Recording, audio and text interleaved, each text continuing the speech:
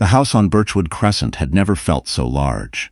Corinna stood in the doorway of the nursery and stared at the empty crib. The mobile above it, the one with the little wooden foxes she'd painted herself during her maternity leave, turned slowly in the draft from the hallway. The blanket folded at the foot of the mattress, the nightlight still on. Everything exactly as it should have been. Except her daughter wasn't there. She turned and walked back through the hall, past the framed photos on the wall.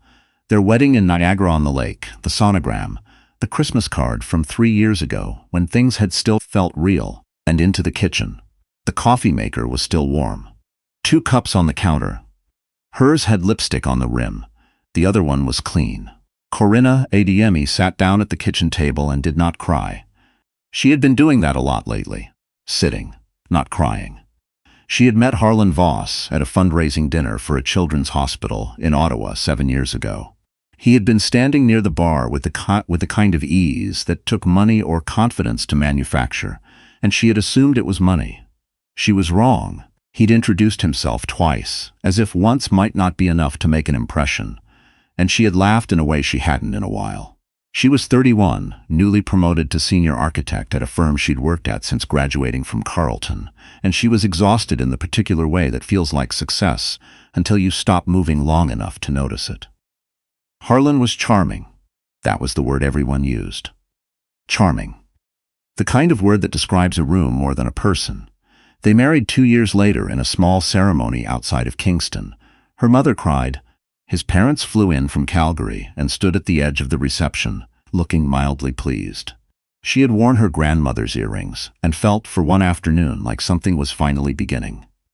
For 3 years it was fine. More than fine, they bought the house in Barrhaven. They took a trip to Portugal. She started a small side practice, residential projects mostly, and he expanded his import consulting firm into Vancouver. They argued about the same things couples argue about. Whose turn it was to call the plumber, whether to spend Christmas in Ottawa or fly west. Small arguments. The kind that mean you are still paying attention to each other. Then she got pregnant. She hadn't planned it, but she hadn't not planned it either. When she told him, sitting at their kitchen table on a Tuesday morning, he smiled and said, "Good, that's good." And she told herself the pause before the smile didn't mean anything. The pregnancy was hard. Not medically. Physically she was fine. The doctors were pleased. The baby was healthy and positioned correctly and all the things they tell you to be grateful for. But Harlan started working later. Then he started traveling more. Then he stopped reaching for her hand during movies. Which was such a small thing. Such a specific small thing, that she couldn't find a way to say it out loud without sounding like she was listing grievances from a very sad inventory. She told herself it was the stress of expansion, the Vancouver office, the new contracts. She told herself a lot of things that year.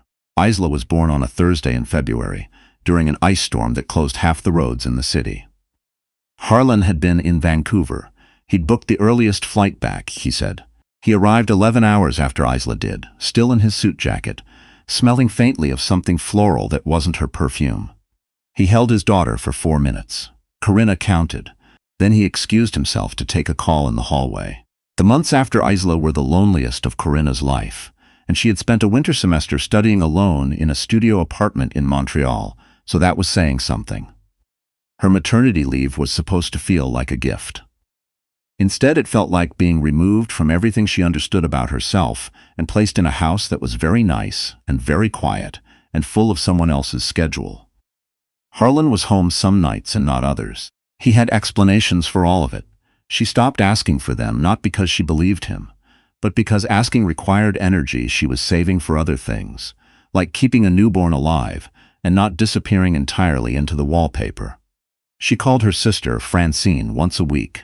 Francine lived in Vancouver, different part of the city from Harlan's office, or so Corinna believed, and she was the kind of person who asked real questions and waited for real answers.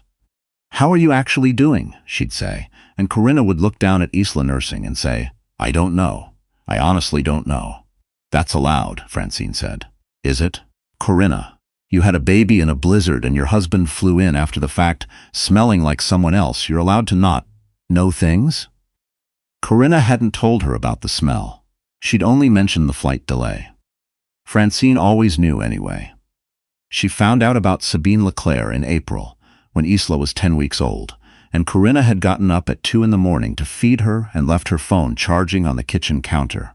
Harlan's phone was there too, screen up, and the notification came through while she was standing right next to it. Miss you already. The dinner last night was. The rest was cut off by the lock screen. She stood there for a long time.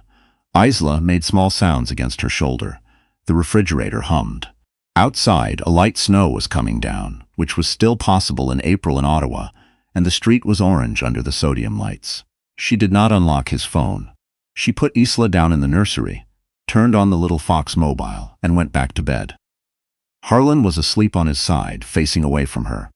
She lay beside him in the dark and felt something close in her chest, like a door being shut from the inside. She did not cry. She started thinking instead. That was the thing people got wrong about her. In university, her professors had sometimes called her too methodical. She planned projects in complete sequences before she put anything on paper, mapped dependencies, considered failure points. She had been told this was unusual, that most people began in the middle of things and worked outward. She had never understood the logic of that.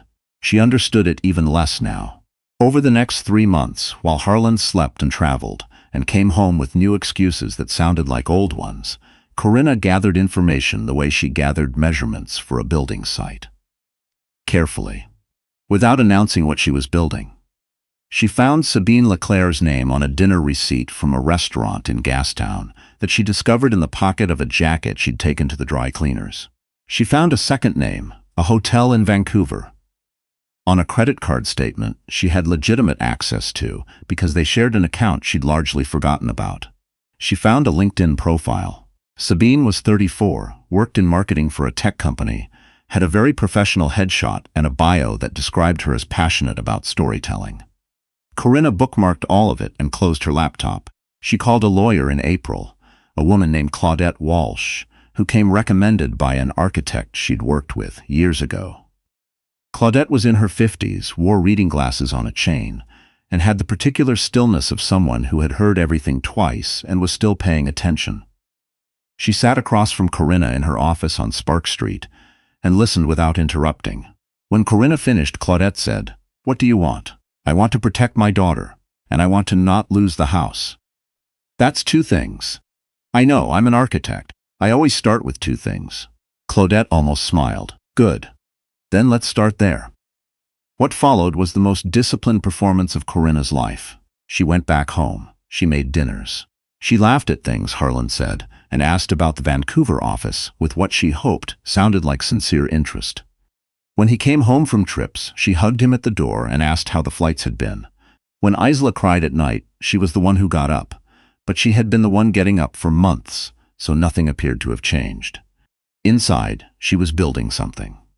Document by document, email by email, photograph by photograph, not ones she took illegally, but receipts, statements, records, the kind of paper trail that accumulates naturally around a life being lived in 2 directions at once.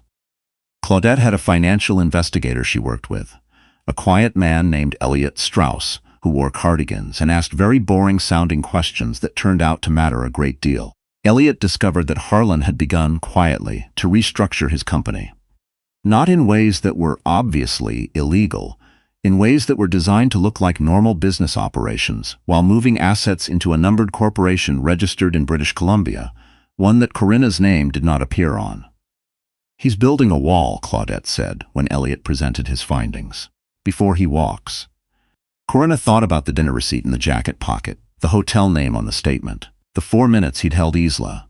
"When?" she said. "Hard to say.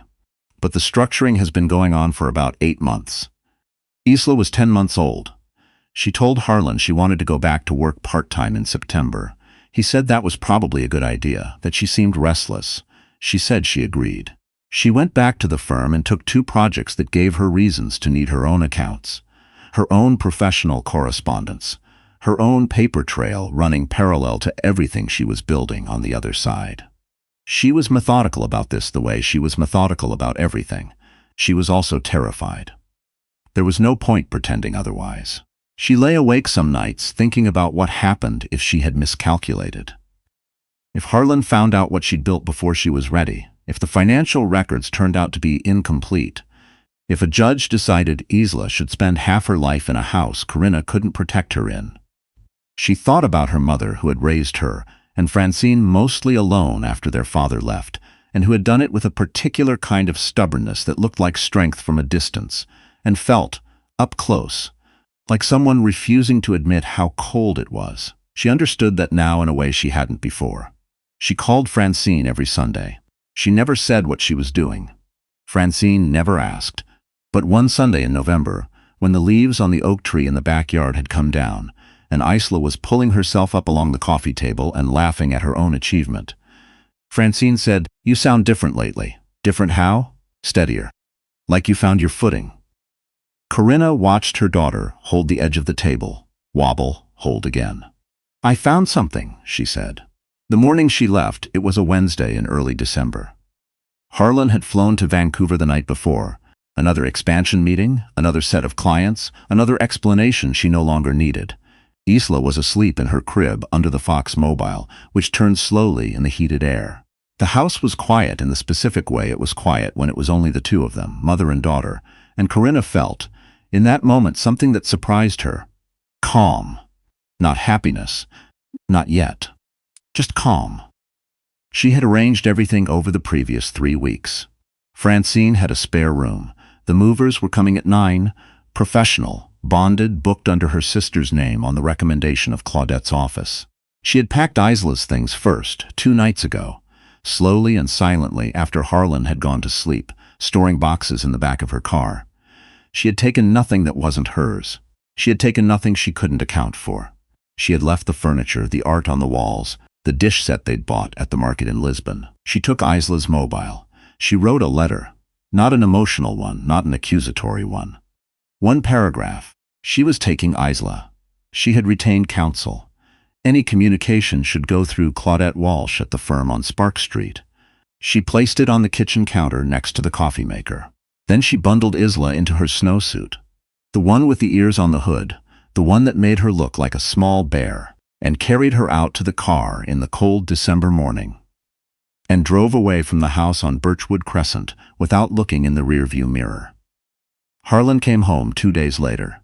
She knew this because Claudette called to tell her his lawyer had made contact. She did not know what the house looked like when he walked in. She did not know how long he stood in Isla's empty room. She did not need to know. What she knew was that he called her 4 times, and she did not answer. That his lawyer sent a letter within 48 hours claiming she had removed the child unlawfully from the family home.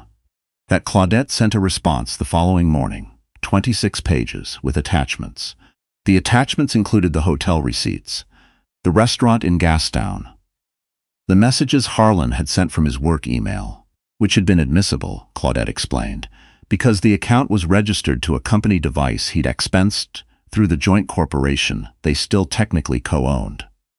They included Elliot Strauss's complete financial analysis of the numbered corporation in British Columbia, the asset transfers, the timeline, 81 months of marriage, 11 months of restructuring, 8 hotel stays across 4 cities. They also included a sworn statement from Corinna's obstetrician, noting that Harlan had not been present for the delivery. Corinna had not asked for that one. Claudette had thought of it on her own. Is that admissible?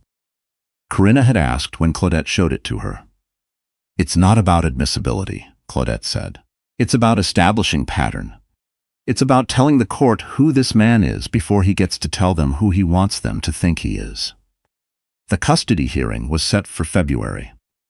In the weeks before it, Corinna lived in Francine's spare room in East Vancouver with Isla and a portable crib, and 3 boxes of her daughter's clothes and toys, and the Fox Mobile hanging from a hook she'd put in the wall with Francine's permission. She went back to work remotely where she could. She took on a project, a residential renovation in North Vancouver, a family who wanted to expand their kitchen and add a 2nd story. And she drove out to the site on Tuesdays and Thursdays and stood in rooms that were being remade and felt something she could not entirely name.